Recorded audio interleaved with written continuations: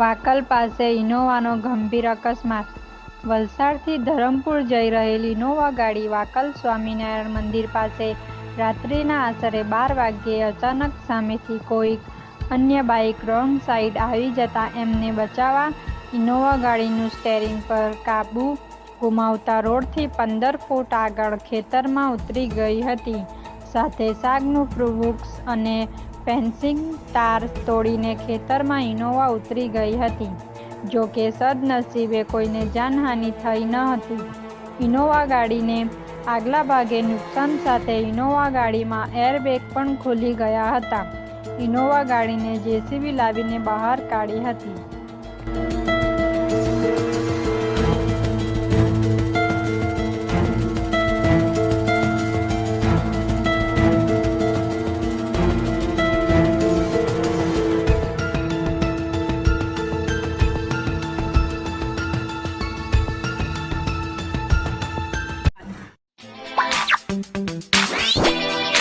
What?